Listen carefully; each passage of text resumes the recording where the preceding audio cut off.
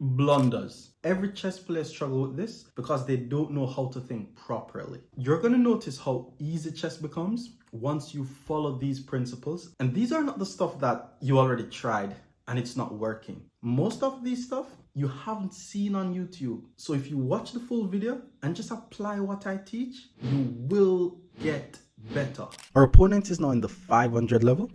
He started off by playing e4. Let's just play e5 here. Regular stuff. Knight f3 attacks my pawn. I'll simply play knight to c6 and guard it. And then he's playing the Scotch game. So he moves the pawn to d4. Whenever you see persons play moves like this, it's usually best to just take the pawn. You don't want them taking your pawn or attacking your knight. So just take the pawn. And you're also forcing them to move the knight more than once. So we're chilling. Now he plays bishop to c4. Now, this is no longer the Scotch game. This is now called the Scotch Gambit. Against this though, we're just going to be following regular chess principles, just developing the knight. Now I have 2 out of 4 pieces developed. And then from here, I just need to castle my king, get the last 2 pieces developed, and I'll be fine. Pawn to e5 is an interesting move. It does attack my knight and it puts his pawn on my half of the board. But there's a saying in chess, it goes, offense is the best defense. Whenever someone attacks you, your first instinct should not be, okay, he's attacking my knight, where do I move the knight? Nah.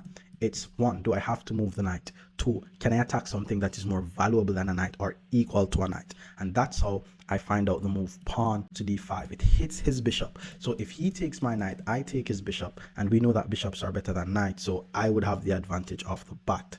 So he moves the bishop to b5. It does pin my knight and this knight is still under attack. But now I'm able to play knight to e4, putting a piece on his half of the board, which is always good. Remember, we don't want opponent's pieces on our half of the board. So I'm planning on getting rid of this bishop very, very soon. But for now, I need to focus on my development. So he took on c6. That's a bad move, by the way, because he didn't even allow me to try to force away his bishop. He just gave up his bishop for a knight. And then he took on d4. Now, I need to be careful to see what's happening. We have to look on the opponent's last move. He is attacking my unprotected pawn. And again, offense is the best defense. I could be like, okay, he's attacking my pawn. Let me just defend it. Or he's attacking my pawn. I'm going to play pawn to c5, defending my pawn and counter-attacking his knight. Why? Offense is the best defense. And then he puts his knight on b5. Very interesting move. I'm not sure if he sees this, but he's actually threatening to take on d5. And then if my queen takes, knight goes to c7 and fork it back. And there's no aggressive way to prevent this. So I'm actually going to play the move bishop to b7. All this does is it guards the pawn. Remember, we do not want to allow pieces on our half of the board. So sooner or later, that knight will be getting kicked. And then he plays queen to h5. That makes some sense. I mean, he puts the queen on my half of the board. From here, I just need to develop, though. There's nothing too fancy. I could play pawn to a6, and I will play pawn to a6 very soon. But because his knight isn't really threatening anything right now, I'm going to just focus on my development. So let's go bishop e7 and castle. But again, if a piece is on your half of the board, you want to pay closer attention to them. So I'm not going to just be playing like the queen, the pawn, and the knight. I'm paying more attention to those pieces than any other piece he has. He moves the pawn forward. Let's look on his last move. Let's see what it's doing. He's trying to take on f7 and checkmate my king. How do we defend this? We just follow principles. I mean, I wanted to castle anyways, to be honest. So let me just get my king out the center of the board. And if he decides to take my pawn, my rook is just going to take back. And the whole entire game, this guy's basically helping me to develop my pieces. Like, if you look on the position, I'm the one playing with the black pieces, and it already looks like black has this huge lead in development. Okay, so now he plays pawn to b3. He finally wants to develop his bishop. But first of all, that's just a free pawn. So I don't see what this guy sees. And I could also just hit him with bishop to f6 right now. Because if I hit him with bishop to f6, then there's no bishop going to b2 anymore. In fact, I think that's a nice way to do it. Again, I could just take the pawn. And then if he puts the bishop here, I could take and attack the rook. I also like that because it keeps his king in the center of the board. But let's go bishop to f6. It's a very aggressive move. And if he takes, I'll just take back. Okay, he plays pawn to e7. That's a terrible move because first of all, the rook is hanging. I'm not saying that I'm going to take the rook, but the guy's rook is hanging. Second of all, the guy's king is in the center of the board. So here's what I'm going to do. He's legit helping me. Look at this. Once I take on e7, my queen is on the same line as his king. He's helping me to connect my rooks. How is he going to not lose his rook and defend against this discovered attack at the same time? I don't see. So he decided to develop his bishop. Another terrible move because that's a free rook. But we're not going for the rook, we're going for the queen. Now, the tactic that I'm about to show you guys is called a discovered attack. How does it work? My queen is on the same line as his king. We call this an x-ray, self-explanatory. We're x-raying his king through our knight. So I literally just need to put my knight anywhere and it's going to come with a check. I'm going to put my knight to g3. My queen checks his king. My knight attacks his queen. He now has to respond to this check and then I'll take his queen. He moves his king to d2. Let's just take the queen. I'm also attacking his unprotected bishop and I'm attacking his unprotected rook on a1. So from here, I'm just trying to trade pieces off the board, but I'm also trying to get to his king. He decided to develop his knight, so let's just take the unprotected bishop. This is just GG's, to be honest. His rook attacks my queen. I have to move the queen out the way. Let's just play queen to d7. It puts pressure on his knight and I could move my queen out the way. So he moves his pawn to a4.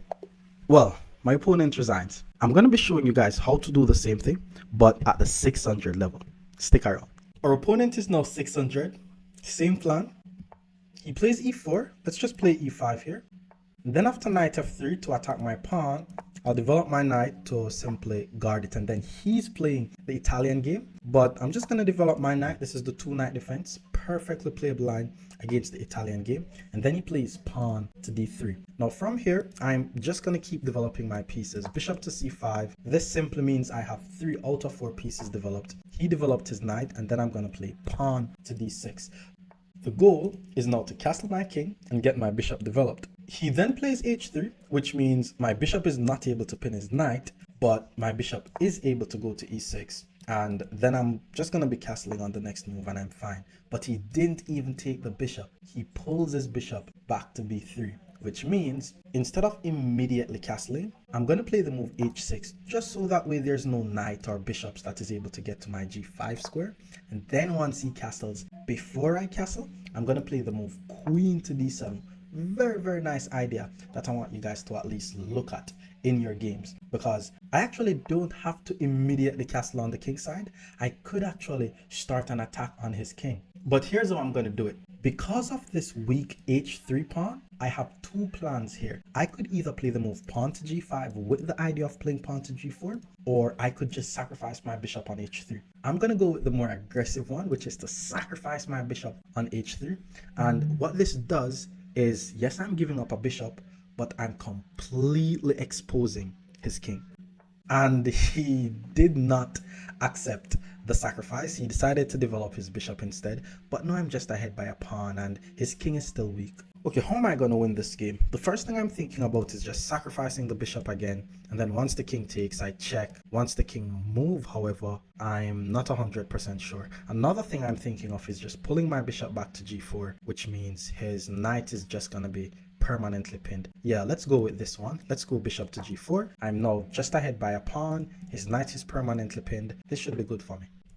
So he moves his rook to d1, and if you know me, you know what the plan is. The plan is to play knight to d4 to apply pressure to his queen, but then his bishop is going to take, so it does not work just yet. But I'm just going to keep the tension. My king is still in the center of the board, but I don't have to castle, seeing that I have this attack on his king and I'm ahead by a pawn. So let's play the move knight to h5 here. Now what I want to do is play the move knight to f4, and then once his bishop takes, my knight gets the d4 square. Yeah, this is gonna be crazy.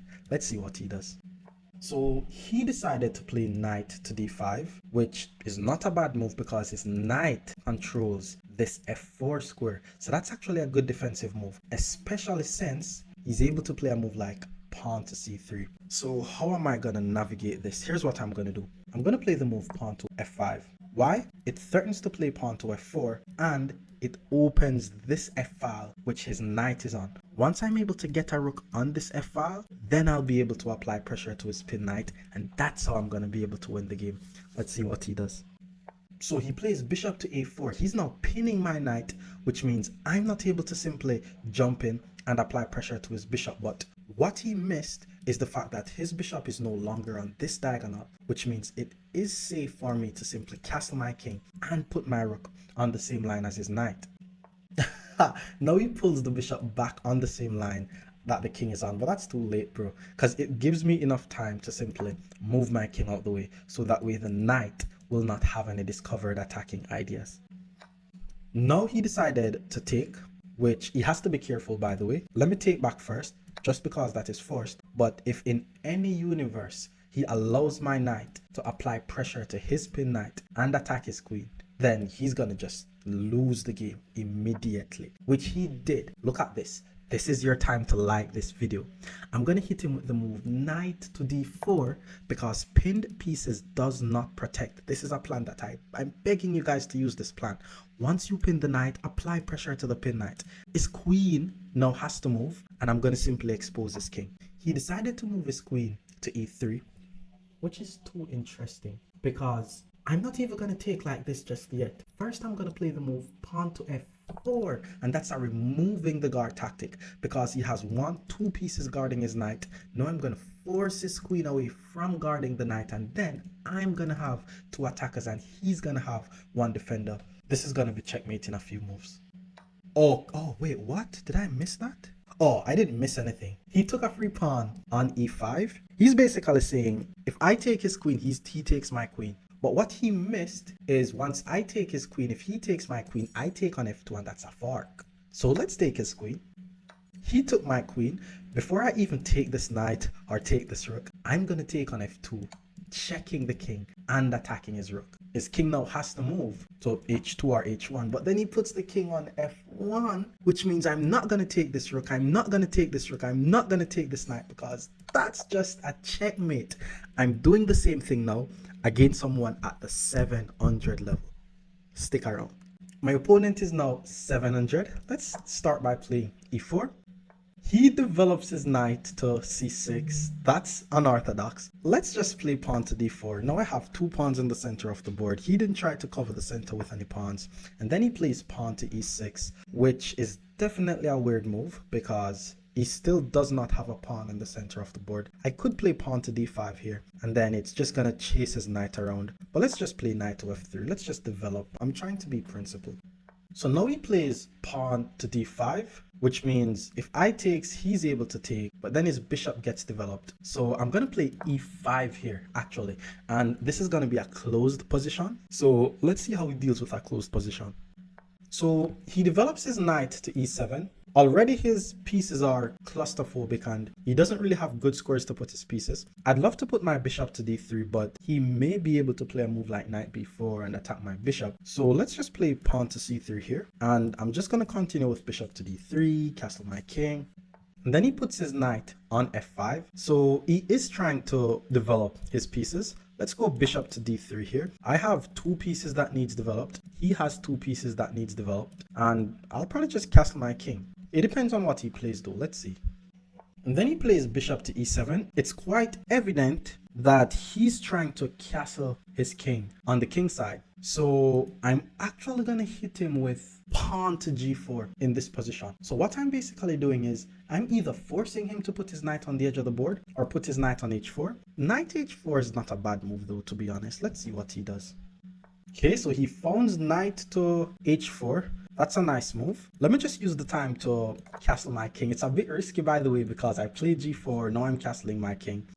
And then he took on f3. Now keep in mind that this knight moves 1, 2, 3, 4 times. My knight only moved once. So let's take back on f3 here. I have good control in the center of the board. I have a very strong bishop pointing towards h3, and then he castles his king. Now I'm going to get very creative here. I need to develop my knight, but first I'm going to play the move queen to h3. This move threatens a checkmate on h7, so he has to react to this move. And I'm not threatening the checkmate hoping that he misses the mate. I'm threatening the mate knowing that to prevent the checkmate, he is forced to move one of the pawns on the side that his king is on, which will create weaknesses, and I'll be able to attack him. Ooh, he plays the move bishop to h4 to prevent the mate. A bit creative, but I do not think that works because now his queen has to babysit this bishop. And all I'm going to do here is play the move knight to d2, just developing my knight. And my next move is going to be knight to f3, which will be attacking his bishop, which won't be able to move. So let's see how he responds to this. So he decides to play pawn to g6. Made some sense because I want to play knight to f3 and then he's gonna be forced to move his bishop. But what I want to do here is I want to play pawn to f4 before knight to f3. Now this is gonna be an attack that is coming his way, and I'm also threatening moves like pawn to g5, which will trap his bishop. The guy just gave me a knight. That's crazy. Like, the guy just gave me a knight. What does that even do? That's just a knight. How will this move affect the next move that he's gonna play? Let's see why he just gave me a knight, because I have no clue why someone would just give someone a knight like that. And then he plays c5. So here's what I'm about to do. First of all, if I play pawn to g5, it traps his bishop, but we're going for the king. So let's play the move knight to f3. It applies more pressure to his bishop, which means he has to move it, but I'm also able to play moves like f5, which will allow even more pieces to join the attack, and then his king will be mated. So he decided to counter-attack my bishop. So if I take his bishop, he takes my bishop. But we're not trying to trade bishops. I'm trying to win that bishop. So let me pull my bishop back to c2, and then he still has to ensure that he moves his bishop away.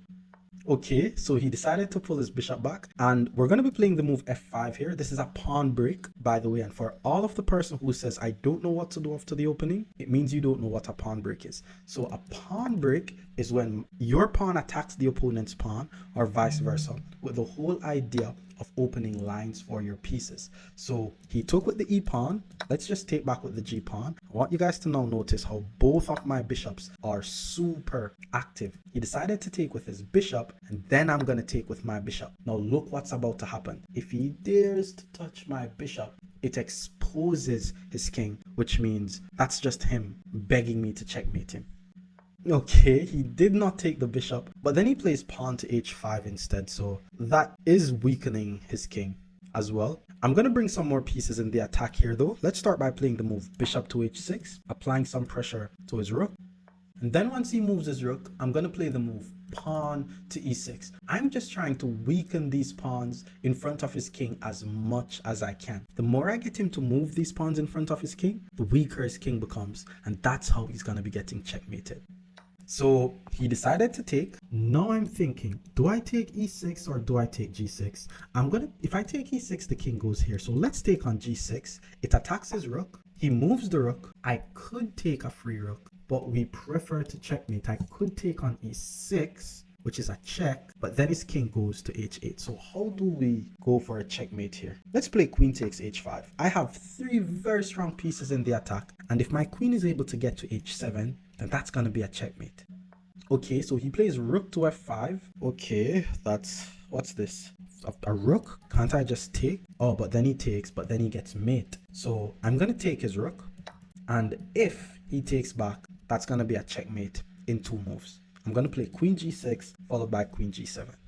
So he did take, so I'm just going to hit him with queen to g6 check. The king has to move to h8, and that's just a checkmate. Now we're going to be doing the same thing, but against someone at the 800 level. Stick around. Our opponent is now in the 800 region. Let's just play e4 here. e5, I'll just develop my knight and attack his pawn. He guards the pawn, and we're now going to be playing the Italian game. So he actually plays the move bishop to c5. This is a good way to avoid the fried liver attack, by the way. But let me just keep developing. I'm just going to get my king out the center of the board. And then from here, my plan is to get these pieces developed and then start my attack. He developed his knight, which is applying some pressure to my pawn, but let's just develop the knight and guard it here. All I need to do is develop my last piece and I'll be good. He castles his king, and now I'll play the move pawn to d3. My dark squared bishop is the only piece that needs development, and once I'm able to develop this piece, the attack will come his way.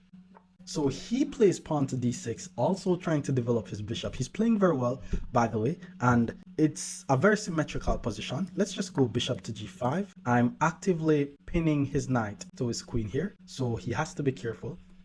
And then here my opponent plays pawn to b5. That's the first weird move. Like, that's just a free pawn, bro. Like, there's literally nothing guarding the pawn. So all I'm gonna do here is use my bishop, take the pawn, and then I'm attacking his knight. So not only am I attacking his knight, I'm also threatening to play knight to d5, which is applying pressure to his pin knight. So just this pawn b5 turns the whole game upside down.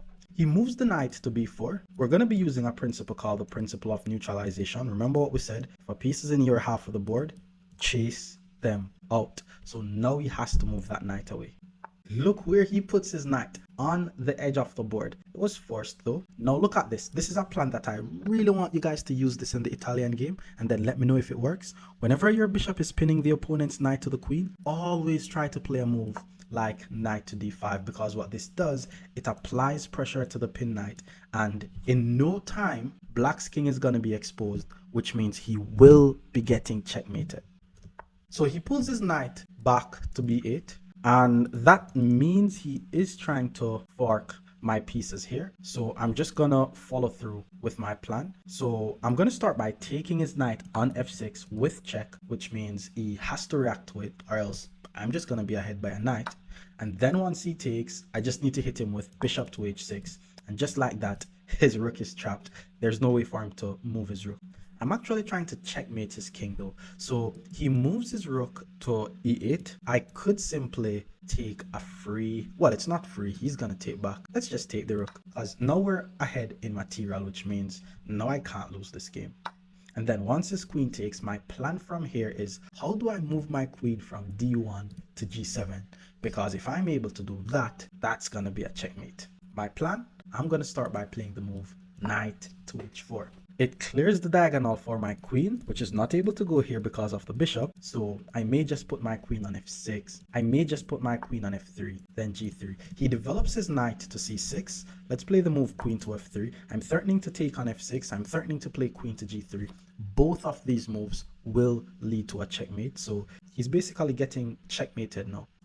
He moves his queen to e7, trying to guard his f6 pawn. But once I play the move queen to g3 check, he could block with the bishop, but that won't help.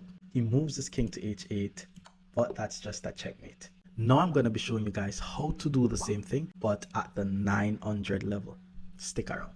Our opponent is now 900. Same treatment. He plays e4. Let's just respond with e5 here. He develops his knight to hit my pawn.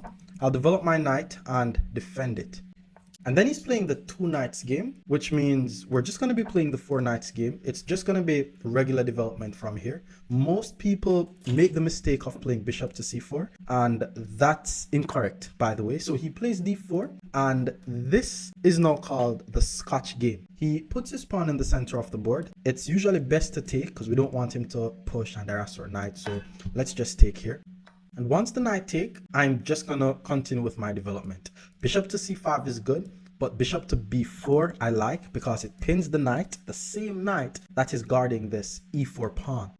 He then plays a3, which, I mean, he's trying to kick away my bishop, but it doesn't work like that. Now, I know that I told you guys that bishops are better than knights, and you should only give up a bishop for a knight if you have a concrete reason. So here's my reason. This knight guards the pawn. My bishop is under attack. I'm going to take the knight because once the pawn takes back, my knight is able to take on e4, and just like that, I'm ahead by a pawn. He then plays queen to f3. Now what this does, it attacks my knight and he's protecting his pawn on c3. But because his king is in the center of the board, I don't need to immediately protect my knight. So I'm just going to use the time to get my king out the center of the board, knowing that if his queen takes my knight, he's going to lose the queen and lose the game. He took the pawn. Who is this guy from India? That's just a blunder, by the way, because now I'm going to hit him with rook to e8. This is called a pin, by the way. You see 2 pieces on the same line? You hit them with a pin. And if he takes my rook, I'm just going to take back. We're now just, well, we're ahead by 2 points because he did not lose his entire queen. He plays bishop e2. I guess he's trying to castle his king, but I'm just going to play d5 here, preparing the development of my bishop, because if he castles his king, that's going to be blundering another piece. So he decided to play bishop to e3, and we're ahead in material. We know what to do once we're ahead in material. The goal is to trade pieces off the board. So let's just take this knight on d4. And once the bishop takes, I'll simply continue with my development. There's only 2 pieces that I have not yet moved. So let me just develop my bishop, and I'm actively attacking this unprotected pawn. He uses rook to guard the pawn, and now I'm just going to get my rook in the game, which means every single piece of mine is in the game. I'm going to play pawn to c4. Well, he decided to castle his king. This is called the drawback principle, by the way. Notice how the king was guarding the bishop, and then the moment he castled the king, it's no longer guarding the bishop, which means my queen is able to take the bishop. Now I'm ahead by 5 full points, so the game is going to be even easier for me to win. He attacks my queen, but now I'm just going to pull my queen back, putting my queen on the same line as his king, which means we're going for some checkmating ideas. He plays c4. Again, this is the drawback principle in effect. If you notice, what was the pawn doing on c3? Guarding the bishop. So moving the pawn to c4 no longer guards the bishop. This guy doesn't play like 900. Now, I could take a free bishop. I'm also thinking of just playing bishop e4 and ending the game. Because once I hit him with bishop e4, even if he plays f3, I'll just take the pawn due to the pin. And I'm not seeing how he's going to defend the mate. So that's a free bishop. But let's go for a checkmate instead. He plays f3 to prevent the mate, but as we said, pinned pieces does not protect. My bishop simply takes. Now my queen attacks his bishop, and I'm threatening a checkmate on g2. Well, my opponent resigns. Now I'm going to show you how to do the same thing, but at the 1000 level. Stick around. Our opponent is now 1000. He started with e4. Let's hit him with e5. Knight f3 hits the pawn. Knight c6, we guard it, regular stuff. He's playing the Italian game. And remember, do not be a person who plays h6 here. That's bad. You have to go knight f6 or bishop c5. I'm going to play knight to f6 here. Knight to g5 is the fried liver attack. Do not avoid the fried liver attack. Learn how to play against it. d3 is the correct move. And now I'm just going to keep developing. I have 3 out of 4 pieces developed right here. It's nothing fancy. My opponent castled their king. And one little thing I like to do when I'm playing with the black pieces is to delay my castle. I did not say don't castle. I say delay the castle. So castling is a development move. d6 is a development move. I'm going to choose to play d6 just to delay the castle for a bit. Now he plays h3. These are some types of moves that I'm looking for. For example, I could now play h6, which could follow up with g5, and there's some crazy stuff that could happen if he allows it. And usually when someone starts a premature attack on the king side, you must attack in the center of the board. So this is very, very thematic idea, by the way. So instead of me just castling or play bishop e6, which are good moves, I'm inviting you to try moves like pawn to g5 here. For one, it just completely throws off your opponent. They don't know what's happening. Two, you have a hook on h3, which means, okay, he plays a4, doesn't do much. This is just him, you know, he watched this on a YouTube video. Now I'm going to hit him with g4. Keep in mind, if he takes and I take back, my bishop is developed, my rook gets the open file, and that's GG's. If he don't take and he moves the knight, then I takes and then my rook gets the open file. That's the whole idea of this. If you use this idea, I promise you, you're going to be winning a lot of games. He plays knight to h4. He did not take, but I'm gonna take, which means my rook gets this open g file. He took back on h3. This is completely losing, by the way, because for one, let me just start by taking a free pawn, which gains a tempo on his rook. And again, my rook gets the open file. Now, what would be ideal for me is to castle on the queen side. And if you want to be an aggressive player, castle on the opposite side that your opponent castle on. I used to do this a lot when I was younger. He castles first, castle on the other side, launch your pawns to attack his king. He's going to be scared, even if the attack does not work. So he moves his king to h2 instead of trying to defend his rook. I mean, I understand, but this is just game now. I mean, I'm thinking of giving a check here, but he's just going to grab my bishop, and I don't have anything. I mean, I could check there, but the rook takes. I could go here, but then pawn push. So let's just take the rook. We're already winning, which means it's a successful idea. He took with the queen, which means the queen no longer guards right here. I noticed that my queen is on the same diagonal as this knight, which is why I'm going to hit him with knight to g4. Checking his king, my queen attacks the knight, and I now have 2 attackers on his f2 pawn. It's now GG's. So he moves his king to h3, which means, okay, I'm not allowed to take the knight, but I could play the move bishop takes f2. If his king takes my knight, this should lead to a checkmate. Like, I'm not seeing the mate, but that should lead to mate. I could take on f2 with check, and this king has to move. There's so many ways to win this. Let's take on f2 with check, so that way I have the initiative, and I could get my... What's this guy doing, bro? That's a queen. Who is this? Mr. Salu. Let me see what his name. He resigns. We're going to be doing the same thing, though, at the 1100 level, so stick around. Our opponent is now in the 1100 region. He started by playing d4. Let's just play d5 here. And then he's playing the London system. I'm just going to play the move knight to f6 here. When someone plays the London, you just want to develop your pieces normally. But one thing I want you to keep in mind is you must move your c pawn, because it allows your queen to get access to some very dangerous squares if needed. He plays the move pawn to c3. Now I'm just going to be developing my knight. I have 2 out of 4 pieces developed here. And then he plays the move knight to d2. Now, I just need to keep developing here. There's not much happening, so let's just develop. Now I have 3 out of 4 pieces developed. And then I'm going to play e6, get my bishop out, castle my king, then start my attack. He develops his knight. Let's just play e6, developing my dark squared bishop. We're in the opening stage of the game now, so nothing crazy is happening. He moves his knight to b3, but that is moving the same piece more than once in the opening stage of the game, so that's not good. And because he's doing that, I am going to punish him. So I'm going to play the move pawn to c4 here, because his knight was applying pressure to my pawn. So now he has to move his knight again. And he puts his knight on c5. Another bad move. I know I tell you guys that bishops are better than knights, and if you're going to give up your bishop for a knight, you have to have a reason for it. So here's my reason. First of all, this knight has moved 1, 2, 3 times. This bishop has not yet moved, which means if I take his knight, it means just like that, he already wasted 2 moves. In addition to that, once he takes back, that's going to be a very weak pawn. He took on c5. Now, before we start attacking this weak pawn, let's just castle the king. Now my development is complete. I have no bad pieces. His king is still in the center. He needs to develop his bishop, and he's gonna lose this pawn. So he plays the move pawn to g3, which is wasting even more time, because he could have just developed his bishop and castle. He didn't need to fianchetto the bishop. Now we're gonna just take our pawn, so let's just play knight to e4 here. He does not have any good way to guard the pawn, so just like that, we're going to be ahead by a pawn.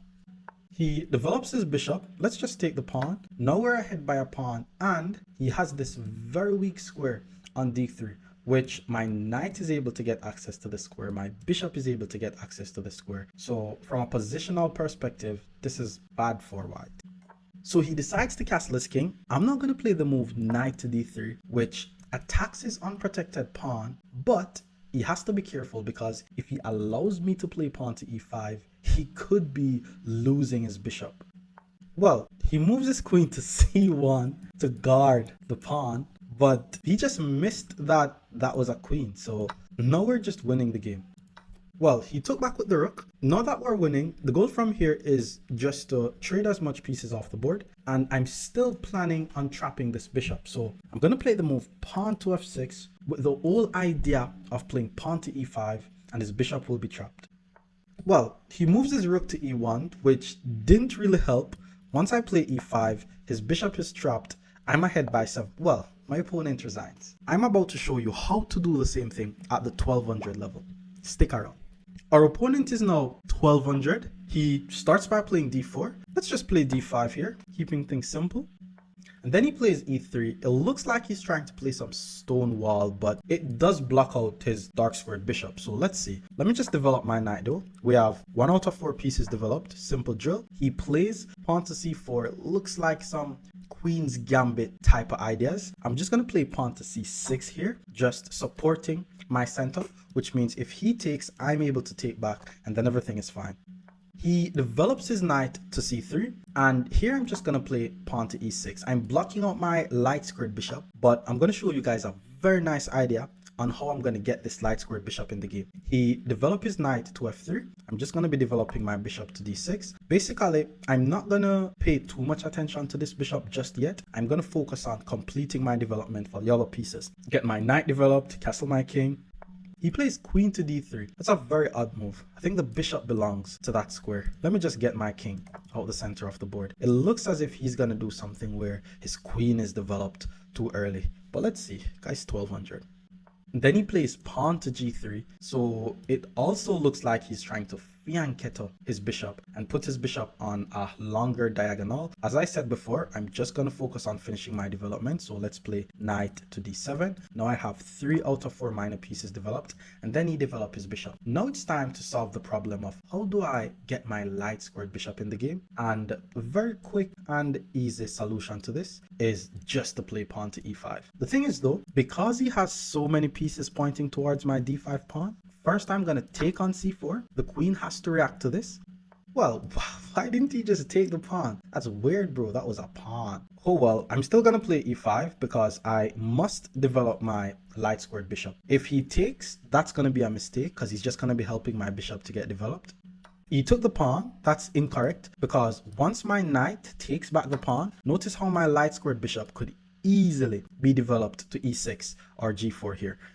Okay, so he decides to castle his king. I could simply take his knight, but I don't see how that helps my position. So I'm just going to use the time to keep developing the rest of my pieces. So let's go bishop to g4 here. Now I have all 4 of my minor pieces developed and I'm ahead by a pawn. So I'm just chilling. The knight took my knight, which means he's helping my bishop to go on a better square. If you're watching this, ensure that you keep tension. Not because a trade is in the position, means you have to trade. He decides to play the move knight to e4. It looks like he finally plays a sensible move because his queen is attacking my pawn on c4. So if I just play a normal development move, I'm just going to lose my pawn. So my bishop that is on g4, I have to now just pull it back to e6, but I'm still ahead by a pawn. What he should do is put his rook on the file, apply some pressure to my queen, but I'll just move the queen and I'm fine. He plays the move knight to g5. Very interesting move. He's basically saying, I'm going to remove the piece that is guarding the pawn on c4, so that way I'm able to win the c4 pawn. But let me just play bishop to d5 here. I'm offering to simply trade bishops, and if his bishop takes, I take with the pawn, and then he'll never gonna win my c4 pawn. Rook to d1 is definitely an interesting move because my bishop is pinned and my queen is on the same line as his rook, so I need to be careful. The first thing I'm going to do though is just follow the principle of neutralization. A knight is in my half of the board. Let's just play h6, chasing that knight out of my half of the board first. Ooh, he left the knight hanging and counterattack my bishop. That's an interesting move. Okay, let's say I take. If I take, his knight is going to take, which means I'm now forced to take his knight and then he's going to take my bishop. Okay, he decided not to take the bishop, and that's because my bishop is pinned. So he's not in a rush to take the bishop. That's a nice idea. Okay, I'm already ahead by a piece. I'm going to give him back this piece. So let me just move my queen off the same line as this rook. I'm also applying some pressure to this pawn on b2. And then he finally decided to take the bishop. Now, what I'm seeing is if I take here, eventually he's going to win back the pawn. So I'm just going to take back this pawn. The question is, how do I take the pawn? If I take with the pawn, he should be able to just eliminate my knight and win back the pawn. So if I take like this, he should also be able to win the pawn. But I prefer to get his light squared bishop than his dark squared bishop because his light squared bishop protects the king. So he took, let's just take back. And then he took with his rook. Now the position is equal. I could take a free pawn on b2 because once I take, it will be attacking his rook and it will be attacking his queen. So let's just take this pawn on b2. I think he has to trade here. And now you guys will be able to see an endgame masterclass. So the queen took, I'm going to take, now I'm attacking the rook. The rook attacks the bishop, which means if I move my bishop, he's going to take my pawn, but I'm able to play the move pawn to c3, and this is also advancing my passed pawn. If you don't know about this, in the endgame, it's crucial that you push your passed pawns to queen. You push passed pawns, you attack weak pawns, and you activate the king. And he is trying to do the right thing, which is to get the rooks behind the passed pawn. But I'm just going to play the move rook to c8. I'm already ahead by a pawn, so I don't mind trading rooks off the board. But my main idea is to get my pawn rolling. So he decides to play rook to b5, applying some pressure to my unprotected pawn. If I push my pawn, he's just going to take my bishop. And then if I queen, it's just going to be an equal position. It's very important that you're patient in the endgame. Let's just play pawn to b6. If you're on the winning side in the endgame, you don't want to be trading pawns. You want to be winning the pawns. And then he pulls his bishop back to c1, which again is an interesting move because if I push, his rook is able to take my bishop. But let's just take his bishop, and then once his rook takes, the plan from here is just to advance my pawn. But before I advance the pawn, I'm going to play the move rook to d8, so that way this rook is able to support my passed pawn moving down to c2. Let's see how he responds to this. He pulls his rook back to b3, but this is just completely losing, because now I'm able to simply push the passed pawn, and there's nothing he could do to prevent rook to d1. So that's just game. Like the video if you haven't. He moves his king to g2. Too late though, because rook to d1, and I'm either going to take his rook, so he has to just sacrifice his rook for a pawn here. So he sacrificed his rook for a pawn. Let's just take his rook, and then from here my plan is to just take all his pawns, promote my pawns to a queen, and win the game. So let's just start by taking this pawn. The rook is where it needs to be. Remember, your rooks belong where my opponent resides. I'm going to be doing the same thing, but against someone at 1300. Stick around. Our opponent is now in the 1300 level. Let's play the move pawn to e4 here. And then he plays e5. Let's just develop our knight, apply some pressure to his pawn, and then he develops his knight to guard it, which means we're going to be playing some Italian game. He then plays pawn to e6, but what this does, it blocks in his bishop, so that's kind of weird. But let's just keep developing though. I now have 3 out of 4 pieces developed. He puts his bishop on e7, and then I'm just going to castle my king. Then he develops his knight. Now from this position, it has a lot to do with maneuvering. He did not try to cover the d4 square with his bishop, so I'm going to actually break in the center of the board with pawn to d4. And my whole idea is to try to develop my dark squared bishop. So he decided to castle his king. If I take, he's just going to take back. But why can't I just play d5? Now, if I play d5, it attacks his knight. He's going to pull the knight back. And then my light squared bishop is going to be a bad bishop. That's the thing. But I'm going to use the time to start an attack on his king. Now, pawn to d5 attacks his knight. Yes, my bishop becomes a bad bishop because it's not pointing towards anywhere. So I need to try to find a way to get my bishop in the game. He pulls his knight back to b8. And from here, I just need to continue with my development. I want to play a move like bishop to e3, but then he's just going to play knight to g4. So let's play the move pawn to h3 first. And then he plays pawn to c6. Pawn to c6 has to be a mistake, by the way, because I was just complaining that my bishop is bad, and then he decided to play c6. The thing is though, if I take, I'm helping his knight to be on a better square. I'm not that kind. So let's just use the time to get my rook in the game, covering this e4 pawn. He took on d5, and now I'm just going to take back. Well, I could take with the pawn because my bishop is active here, but let's just take with the knight. I want to have good control over the center of the board. Now, once his knight takes, I'm going to take back with the bishop. Now my bishop becomes a very nice piece pointing towards the king and the rook. He develops his knight, and then from here, I just need to keep developing. This is the only piece that has not yet moved. Let's play bishop to e3, develop the bishop, and just get some more pieces in the game. He develops his bishop to e6. I'm not going to take, because to take is a mistake. That would just give his rook an open file. So I'm going to use the time to connect my rooks, so that way I could swing my last rook in the game for maximum activity. He then plays pawn to a6. That's a weird looking move. I don't see the whole idea of why a pawn belongs on a6. He's just weakening his dark squares. I don't really have any tactical shots that I could play to win the game, so I'm just going to use the time to bring more pieces in the game. So this is the only piece that I have not yet moved. Let's bring our rook in the game. Now all my pieces has moved. He moves his queen to a5. That's interesting, because if I take his knight, he's going to take my queen, and it looks like he just wants to get the queens off the board. Okay, since he's asking for it, I'm going to show you guys how to play some endgames. Now, the first thing I'm going to do is take his queen. Why? It does not improve his position. It puts his knight on the edge of the board. Now, remember what we said about the endgame. It's very important that we attack weak pawns. His weakest pawn in this position is his pawn on d6. So that's going to be the pawn that I'm going to target. But here's how I'm going to do it. First I'm going to do is I'm going to put my bishop on b6, attacking his unprotected knight, which he has to react to. Well, he decided to take my bishop, but that still doesn't help his position, because once my rook takes, his d6 pawn is still extremely weak, and I'm still attacking his unprotected knight.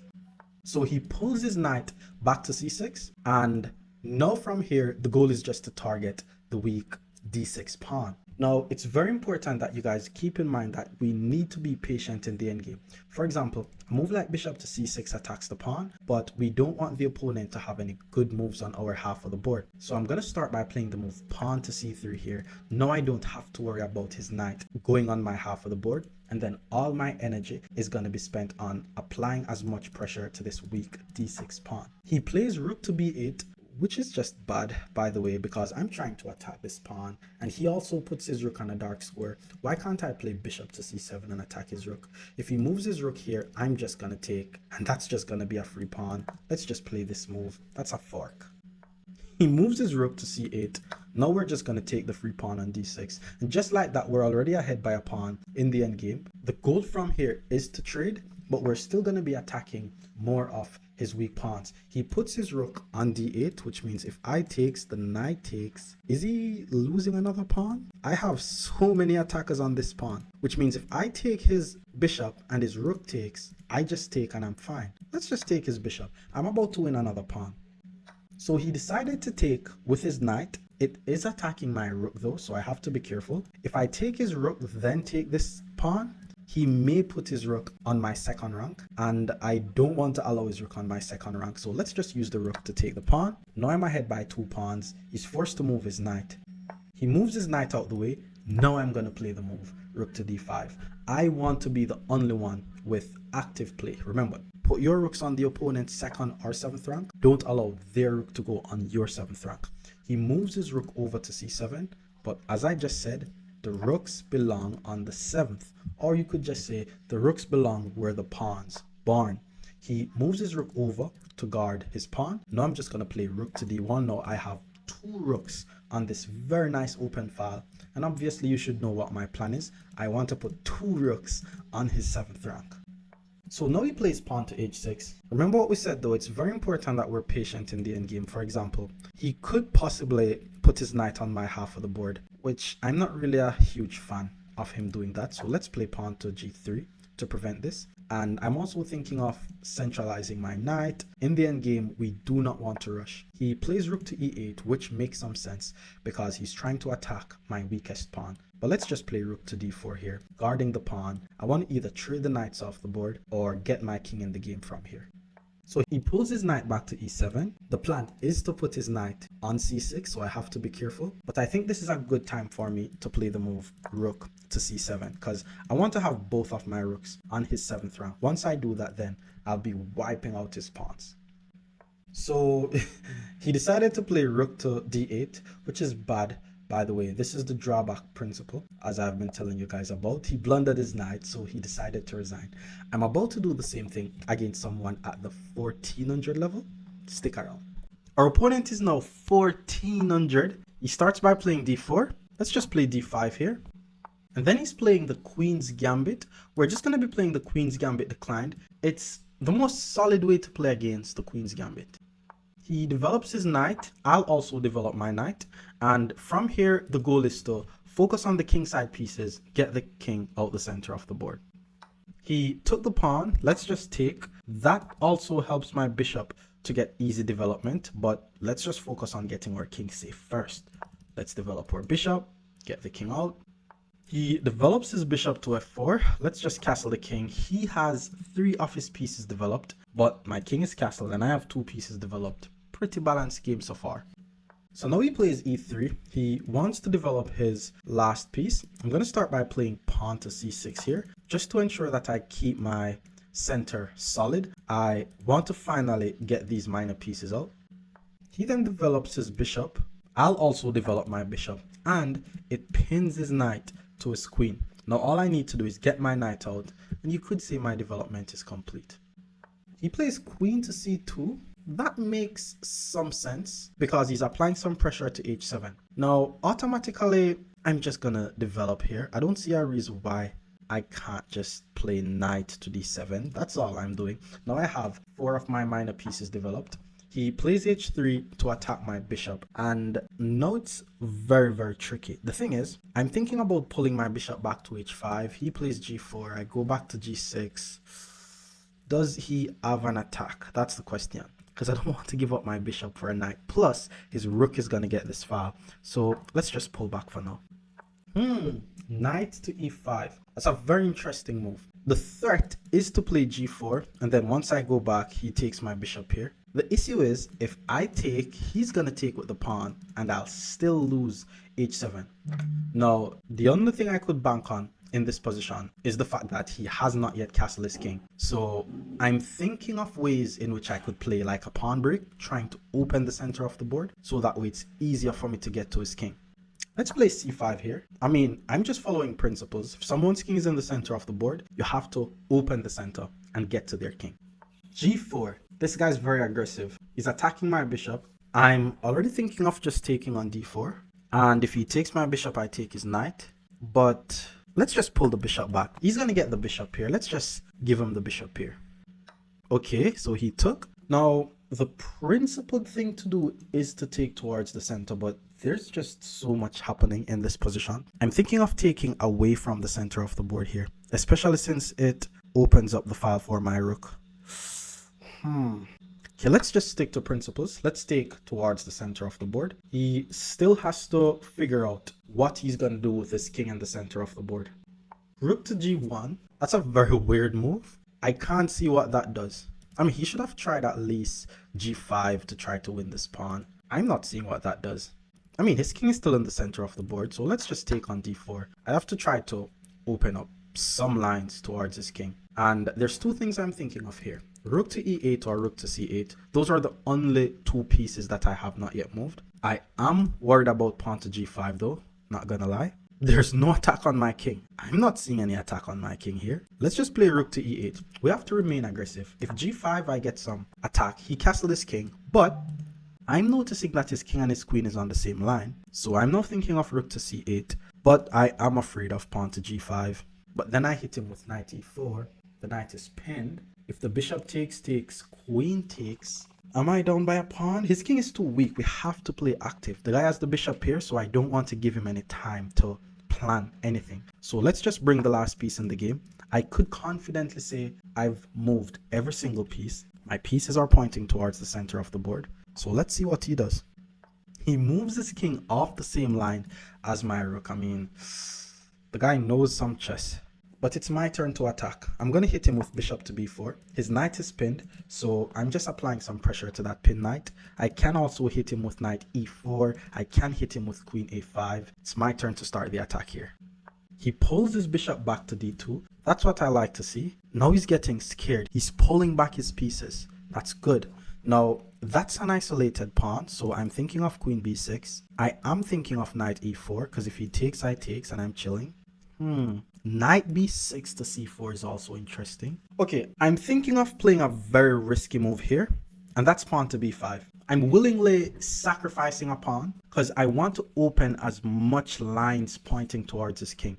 It's very important that I'm the one who starts the attack first, because there's a rook on the same line as my king. He has the bishop here, so I have to play very active moves. If his bishop takes, my knight gets the e4 square, and I'm able to apply pressure to his knight. His knight is not able to take due to the spin, and I'm threatening to grab the knight and apply pressure to that c3 pawn.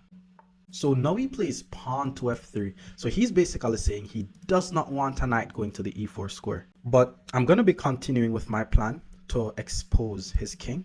Let's start by taking on c3. This is very risky, by the way, because the guy literally just played bishop takes. He should have played pawn takes. Now I'm able to play b4. Isn't this just a piece? The bishop is pinned. I'm able to apply pressure to the pinned piece. That's crazy. Well, this is your sign to like the video. He just played bishop to a6. So if I take his bishop, he's going to take my rook. What I want to do is I want to save my rook. So rook to c6, bishop to b5. Let's just play rook to c7. There's no more attacking move on my rook. I'm just going to take his bishop next. The only attacking move he has is g5, and I'll just move the knight. He's going to lose his bishop. So he plays g5, counterattacks my knight. But once I put my knight here, which is on the edge of the board, there's nothing he's able to do. My knight is able to get to f4 off the edge of the board, and then I'll just be chilling. I'll grab his bishop and I'll just be ahead by a piece. So he pulls his bishop back to d3. I need to be careful not to allow any suspicious sacrifices. I'm also thinking of just playing knight to f4. we're not really in any rush to take that bishop. I mean, it literally has nowhere to go. So let's just play knight to f4. I get to take my knight off the edge of the board. I attack an unprotected pawn. I am attacking his bishop. I will be ahead by a piece. So it's good to start trading as much pieces as I can.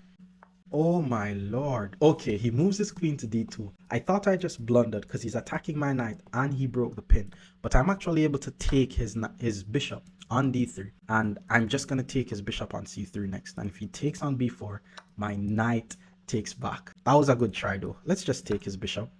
And once his queen takes, I'm just ahead by a piece here. Now, what I'm thinking is to play rook to e2 with the whole idea of getting both of my rooks where his pawns barn. Yeah, let's go with that idea. Rook to e2. I'm actively threatening rook to c2, queen to c8 in some lines. I'm ahead by a piece. I'm chilling. He plays rook to c1 here, which means if I takes, he's just gonna take and enjoy the open file. Okay, now my time is running out. I need to be careful. Let me get my knight as active as it could be. Let's go knight b6. My knight could go to c4 in some lines. If he takes, my queen takes. Let's just take here and I'm fine. I have a minute on the clock. Okay, he's trying to trade the queens off the board. Maybe he thinks he's gonna flag me with the queens off the board, which is crazy. Let's just trade the queens off the board. And from here, the whole idea is just to start attacking his weak pawns. So I'm gonna play the move.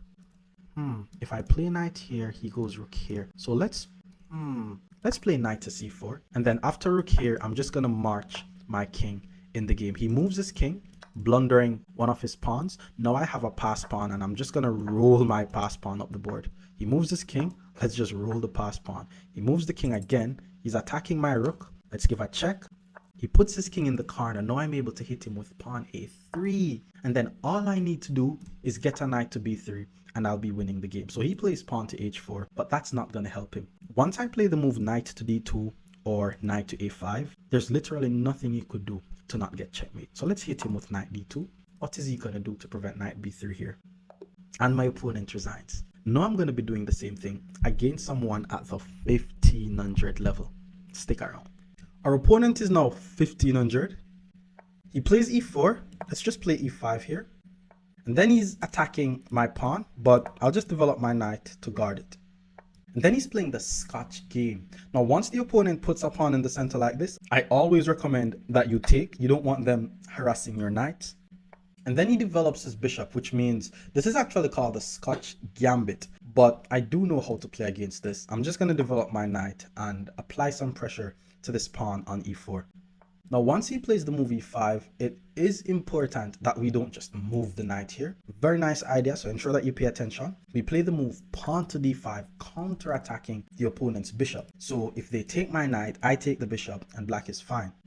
He decided to take on d6, en passant, but this just helps me to finish my development. So let me just take on d6. He could take the pawn on d4, but that should be a blunder. So I'm just going to castle my king on the next move.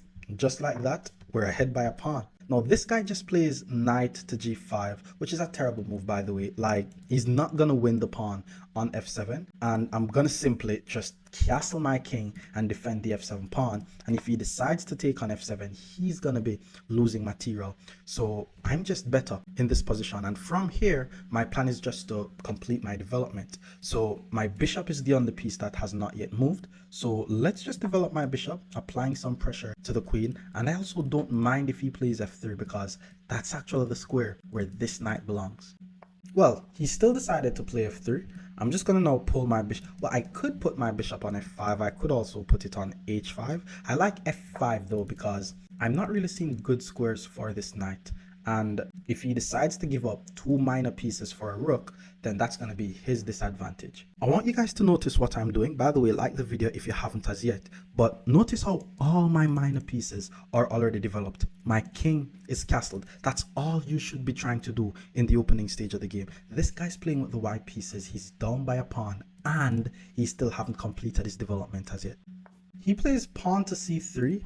It is applying some pressure to my pawn, but remember, to take is a mistake. So if you're going to take something, ask yourself, who does this trade benefit? For example, if my pawn takes his pawn, I'm just helping the guy to develop his knight. I'm not trying to do that. No, I'm going to be using a principle called the principle of neutralization, which means if a piece is on your half of the board, get rid of it. Now he has to move his knight, and he has to give up his knight and a bishop for a rook, which is bad, or pull back his knight and allow me to double up his pawns, which is also bad. So let's see what he does.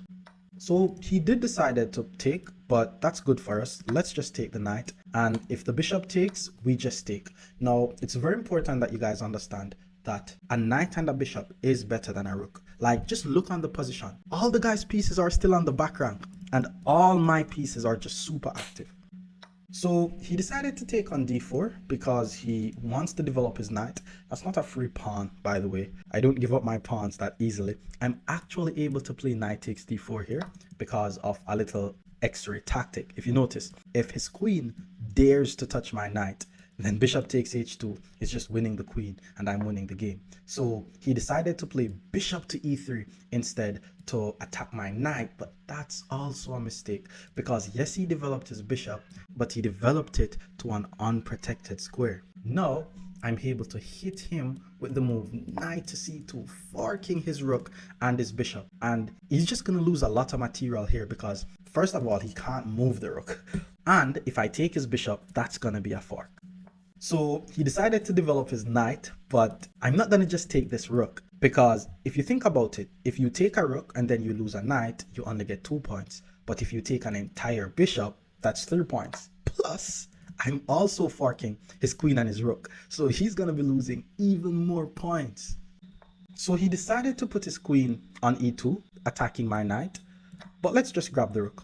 In this position, I'm now just ahead by like 6 points. Well, my opponent resigns.